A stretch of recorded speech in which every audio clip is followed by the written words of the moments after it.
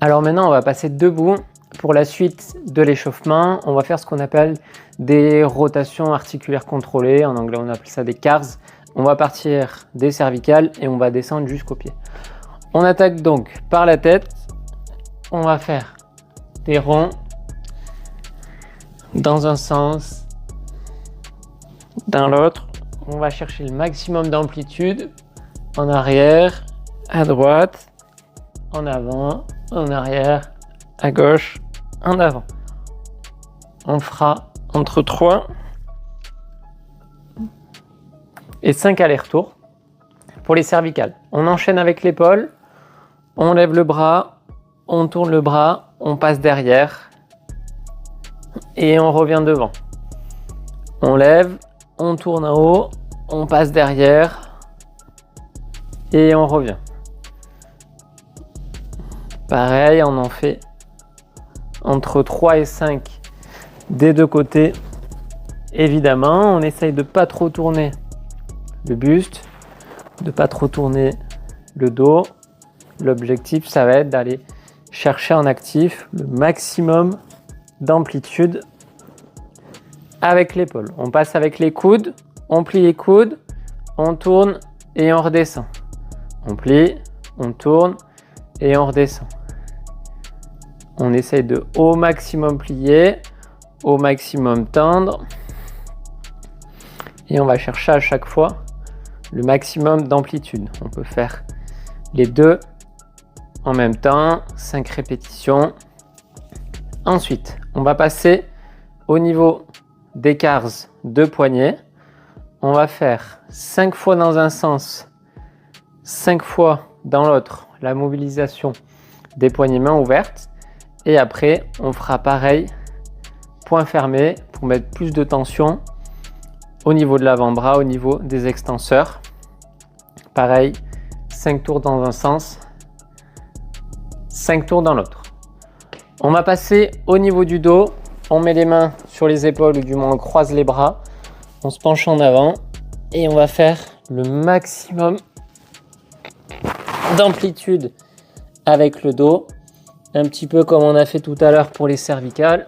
On va bien chercher en arrière. Sur le côté, on avance les fesses au maximum. À chaque fois, on se penche au maximum en avant, en arrière, sur le côté. Et on fait entre 3 et 5 allers-retours. On va passer au niveau des hanches. Pour ça, on peut se tenir. On lève le genou à peu près jusqu'à la hauteur de la hanche. Rotation externe. On ouvre, on ouvre, on ouvre. On amène le pied derrière, comme si on voulait mettre un coup de sabot. Et on revient, rotation externe, et on pose. Le but, c'est vraiment que ce soit la hanche qui tourne, pas le dos. On va chercher la rotation interne et le maximum d'extension. On revient et on repose.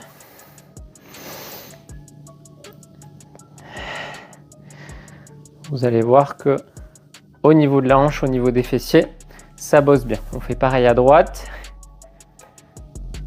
On essaye de bien garder le dos droit, bien aller au maximum de l'amplitude. Moi, je sens qu'à droite, j'ai un peu plus de mal à aller chercher l'ouverture et l'extension, mais on essaye quand même d'aller le plus loin possible. Toujours en se tenant, maintenant, on va solliciter les genoux pour faire à la fois des flexions-extensions, à la fois des rotations. On plie, on tourne à l'intérieur, on tend, on tourne à l'extérieur. Comme si on voulait faire des ronds. 3 dans un sens, 3 dans l'autre. Pareil pour l'autre genou, rotation interne. Pour faire la rotation interne, on tourne bien le pied à l'extérieur, on tend, on tourne et on revient. Et pareil dans l'autre sens, on essaye de bien tourner le pied et c'est pas la hanche qui tourne, hein, c'est vraiment le pied. On va finir avec les chevilles. On va faire le maximum de cercles possible, le plus grand possible.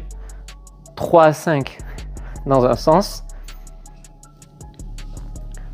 3 à 5 dans l'autre. Pareil, on essaye de ne pas aller trop vite et de vraiment être dans le contrôle.